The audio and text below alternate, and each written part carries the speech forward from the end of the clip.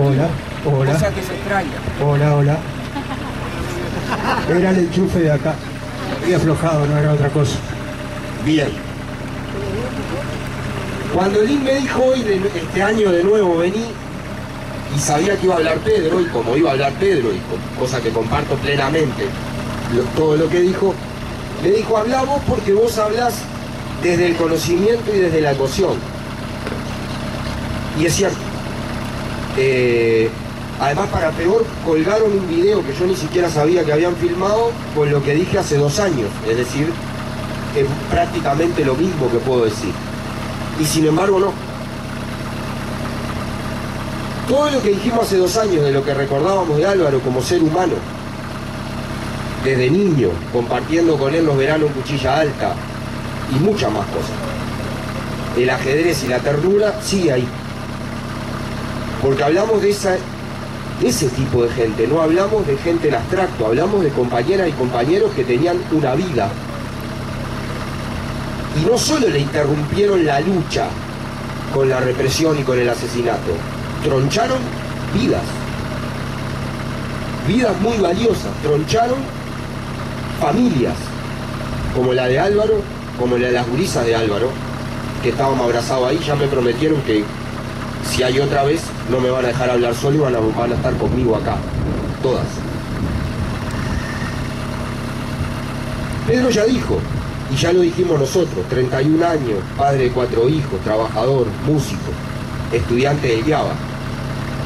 Lo decíamos la otra vez, el prontuario delictivo de Álvaro, del que se lo acusaba, era de ser estudiante, era de ser militante comunista y del Frente Amplio, y la enorme y peligrosísima cosa de integrar una lista de tendencia comunista en el IABA. Eso dice textualmente el informe de inteligencia de la policía. Es imprescindible que todos los años volvamos a repetir algunas cosas. A Álvaro lo mataron. No es que se murió, lo mataron. Lo mataron en la tortura. Y lo estaban torturando por muchas cosas, y en particular querían saber, hicieron las salvajadas que hicieron, cómo se imprimía un órgano clandestino del Partido Comunista, Carta, que denunciaba la dictadura. Al aparato omnipresente del terror que dominaba toda la sociedad le daba un miedo espantoso que hubiera volantes y que hubiera cosas mimeografiadas denunciando la verdad. ¿Por qué? Porque la verdad es una cosa muy poderosa. La verdad cuando sale no para, exige más verdad. Y la verdad montada sobre más verdad termina reclamando justicia. Es imposible, cuando se sabe la verdad, impedir la justicia. Y ellos lo saben. Y por eso, además de la lucha que planteaba Lin, nosotros tenemos la obligación de decir la verdad. Yo voy a ser muy breve, le voy a contar solo una anécdota. Vengo casi sin dormir de compartir en Salto una iniciativa de los gurises de 2 liceos de Salto, de la Regional Norte de la Universidad de Salto, esa maravilla que uno ni sabe, tienen como 3.000 estudiantes universitarios en el interior, en Salto, y de los compañeros de formación docente, todos estudiantes, que lo que querían saber era quién era liberarse y por qué se celebraba el 14 de agosto. Hicimos una actividad muerto de frío, con cerca de 200 gurises, entre ellos más de 50 gurises del liceo, de 2 liceos de Salto, de 14 y 15 años, para saber quién era Liber, para saber quién era Ramón Peré, para saber por qué se celebra el 14 de agosto. Y los gurises que intervinieron después decían, ¿por qué no nos cuentan esto? ¿Por qué nadie nos dice esto? ¿Por qué no nos cuentan lo que pasó? ¿Por qué no nos niegan el derecho a saber y a comprometernos? Gurises con el pelo cortado a lo Neymar, con MP3, preguntando si había videos de liberarse en YouTube. Nuestros gurises, los de ahora, que quieren saber y quieren pelear, pero necesitan saber para pelear, y nosotros tenemos la obligación de contarlo. Es mentira que no quieren hacer nada, es falso que no quieren hacer nada. Cuando uno va y les habla de igual a igual y se sienta con ellos y los escucha. Y les da la oportunidad de preguntar y de informarse, lo saben. Y saben qué pasó, acá en este ámbito es innecesario. Pero cuando yo dije ahí de la tortura, me dijeron, no, pará. La tortura no, ¿qué es la tortura? Le nombramos la tortura. Bueno, pero está bien, dijiste plantón. ¿Qué quiere decir plantón? Nosotros queremos que nos cuentes todo. Todo. ¿Y cómo lo mataron a Líber? ¿Y quién lo mató? ¿Y por qué? ¿Y qué estaba luchando? ¿Por qué digo todo esto, compañeros? Porque nosotros tenemos que hacer todo lo que dice Lil, pero tenemos que hacer mucho más que lo que dice Lil. Tenemos que romper el cerco de silencio y de mentira que nos rodea para conseguir la justicia. Hace 38 años que están mintiendo sobre Álvaro. Y hace 40 años que están mintiendo sobre la dictadura, y que están mintiendo sobre la represión, y que están mintiendo sobre la lucha, y que están mintiendo sobre lo que pasó, y siguen mintiendo sobre lo que está pasando ahora.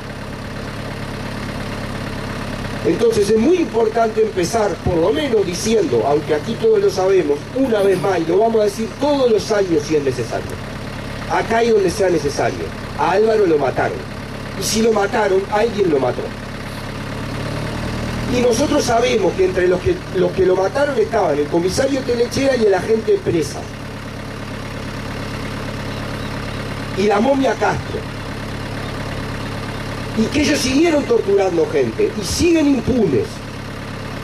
Y yo conté hace un par de años acá que ese mismo Castro fue el que tiró contra nosotros en el voto verde, en el festejo de la universidad, parapetado atrás de un kiosquito de civil. O sea, que seguían la democracia atentando contra los estudiantes. ¿Por qué? Porque está impune. Es así de simple y de sencillo. Entonces, además de reivindicar justicia y como condición para conseguir justicia, tenemos que decir la verdad. Y este reconocimiento de Álvaro es también un reconocimiento a todos los compañeros. Y vamos a hablar de todos los compañeros. Y yo voy a hablar sin un atisbo de sectarismo de los mártires de la juventud comunista. Y con profundo orgullo voy a hablar de los mártires de la juventud comunista. Porque esa organización que se comprometió con la libertad y con la democracia dio su sangre, dio su compromiso para que eso fuera así. Y si hablamos de Hugo, tenemos que hablar de Líber, de Hugo, de Susana, de Ramón, de Alvarito, de Nivia, de Gladys, de Omar, de Saúl, de Miguel, del Meme Altesor, de Luis Zampín, Alpuín, de Silvina Saldaña, de Raúl Feldman, de Ricardo Darín. ¿Cómo no vamos a hablar de eso? Si es lo mejor de nuestra historia. Nosotros venimos de ahí. Venimos de ese compromiso de lucha, no venimos de cualquier lado. Esas caras hoy están pintadas en el local actual de los gurises de la juventud. Las pintaron con mucho cariño, con mucha emoción. Y cada gurí que entra hoy al local de la juventud, entra mirando esas caras y sabiendo a dónde entra.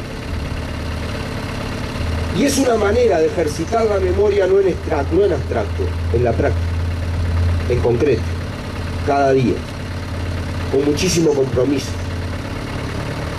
El mismo compromiso de salir y explicarle a cada uno de los jóvenes de hoy quiénes son y qué hablamos de ellos. Algunos peleando contra la dictadura, otros antes de la dictadura, otros peleando en Nicaragua por la revolución, porque ser comunista y ser revolucionario es ser internacionalista y ser solidario. Y ser solidario, yo vuelvo a repetir, no es juntar un pan y un paquete de fideos cuando hay un conflicto, cuando hay una inundación. Ser solidario es un compromiso de vida.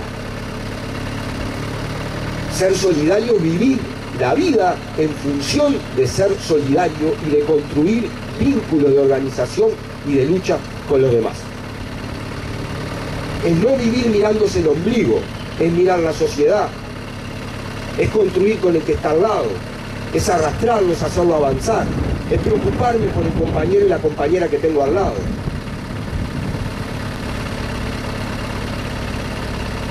Y hoy, al recordar a Álvaro, tenemos que decir, lo dijimos, que Álvaro murió luchando por la libertad y por la democracia, y que los que me lo mataron, como decía Pedro, eran fascistas. Defendían la ganancia desembosada del capital, defendían la dictadura, oprimían al pueblo, oprimían las libertades, aunque la historia tan mentirosa de este país hasta hace poco los mantuvo a ellos como héroes y a nosotros como villanos. Pero además, todos estos compañeros que yo nombré, más Heber Nieto, más Espósito, más Walter Medina, más Rodríguez Muela, porque los muertos no tienen bandera, son todos nuestros, todos. Querían cambiar el mundo, no querían vivir en este mundo, y nosotros tampoco queremos vivir en este mundo. Y si no decimos eso en el homenaje a Álvaro Balbi, nos robamos la mitad. Porque venimos por verdad y justicia, para defender la verdad y justicia, pero venimos también a homenajear a Álvaro Balbi porque él era revolucionario y nosotros también lo somos. Y nosotros no estamos dispuestos a que nos vendan la otra gran mentira de que lo único que puede existir en la humanidad es esto. Nosotros peleamos por la libertad hasta las últimas consecuencias. Y no vamos a ser libres hasta que no logremos que los trabajadores, los hombres y las mujeres no tengamos que vender nuestra fuente de trabajo para que nos exploten para poder comer. Queremos ser tan libres que queremos llevar el sueño de Espartaco hasta el final, que no haya esclavos, que no haya hombres que sean esclavos del hombre. Y eso no se logra en esta sociedad, y peleamos por otra sociedad. Y queremos hacer la revolución. Y tenemos legado de Álvaro porque tenemos esa utopía. Y no la utopía para escribirla en un muro, la utopía que lleva dentro de sí el germen de lo posible y el compromiso de luchar por ella. Si no, las utopías no sirven para nada. Si solo para pintarla en una muralla o aplaudirla de vez en cuando algún año en alguna fecha histórica. Nuestra utopía la construimos todos los días. Por eso organizamos sindicatos, por eso organizamos gremios estudiantiles, porque eso es lo que hacía Álvaro, y por eso construimos Juventud Comunista y Partido Comunista, porque eso es lo que hacía Álvaro, y por eso defendemos la unidad del Frente Amplio, porque eso es lo que hacía Álvaro, para eso. Yo quiero terminar leyendo un pedacito de la carta que citaba Pedro. Nosotros en algún momento hasta casi de memoria la sabíamos. Y la leíamos mucho porque era un ejemplo. La carta que el papá de Álvaro le mandó a Juan María Bordaberry. La diferencia de estatura moral es de tal magnitud cuando él lee esta carta y piensa en quién la recibió. Pero hay que hacer ese ejercicio. Que realmente a uno lo abruma la dignidad, la ética de este extraordinario maestro. Maestro porque era maestro y era maestro de primaria, pero maestro de la vida, de la lucha, de la humanidad. Hay muchas partes de la Carta de Selmar que se pueden citar. Yo quiero citar una sola, la última, porque habla de lo que estábamos hablando recién, de la solidaridad. Y habla de cómo la respuesta, aún en el medio de la represión, fue la que fue. Como se intentó rodear a todos los compañeros para no dejarlos solos. Aún a riesgo de que te pasara lo mismo que le había pasado a Álvaro, porque ese era el riesgo. Ese era el riesgo por ser solidario. Él le dice a Bordaberry: debe usted saber, señor presidente, que como mi hijo cultivo el don de la amistad. Le aseguro que a esta altura de mi vida poseo una cosecha, la mayor y más hermosa que hombre alguno pueda aspirar. En estos días, gente de toda condición, de las ideologías más encontradas, a mi mujer y a mí, nos han abrumado y han abrumado a la maravillosa mujer de mi hijo por una solidaridad moral y material de tal hondura que usted no alcanzaría nunca a concebir. Tenía toda la razón, señor presidente. Era imposible que Bordaberry concibiera la hondura de esta solidaridad. Al mismo tiempo que a usted llegará a estos amigos esta carta de buena fe. Pero esta familia de mis amigos y los de mi hijo, y de los amigos de los amigos, se extiende por toda la faz de la tierra, y a ellos llegará esta carta. Solo pido justicia, como usted ve. No contiene más que hechos, interrogantes, palabras dichas. Con toda la calidad le estaba diciendo, esto no se queda acá. Y se lo estaba diciendo un dictador, con el poder casi infinito de ordenar a su vez su muerte, en una carta, con una dignidad impresionante. Hay que rescatar este compromiso, hay que comentarlo. Nadie que lea esta carta permanece indiferente. Como los gurises de Salto no permanecen indiferentes a la historia de Liber, a la historia de Susana, a la historia de Walter Medina, no permanecen indiferentes. Como los conmueve saber que gurises de su misma edad pelearon. Yo terminé haciéndoles una pregunta. Nosotros cuando peleamos contra la dictadura y teníamos 15, 16, 17 años y nos mataban a palos, peleábamos para que ustedes vivieran en libertad. Liber, cuando cayó, tenía un cartel que decía presupuesto universitario y boleto gratis estudiantil. Y no peleaba por el boleto gratis estudiantil para él. Peleaba para que casi 40 años después ustedes viajen gratis. ¿Por qué están dispuestos a pelear ustedes hoy? ¿Qué le quieren dejar con su lucha a los gurises que van a venir atrás de ustedes? Porque al lado de la verdad, lo que es profundamente revolucionario es la historia. No hay revolución sin historia. No hay revolución sin pasado y sin futuro. El presente permanente nos hace esclavos y nos hacen vivir en un presente permanente. Y vaya si tenemos historia para contar, y vaya si tenemos futuro para conquistar. Entonces, con enorme cariño, con muchísima emoción, yo nunca que vaya a hablar en un acto Álvaro Valli voy a terminar sin erizarme y sin que se me llenen los ojos de lágrimas. ¿Y saben qué? Mejor. Porque si hay una cosa de la que hablemos que no nos llene los ojos de lágrimas, no vale la pena luchar por ella. La emoción es parte de la lucha. La lucha no es cuotas de poder, no son cargos, no son definiciones, es esto, es lo que te llena el corazón y te pone la piel de gallina. Si no, es mierda, no es lucha.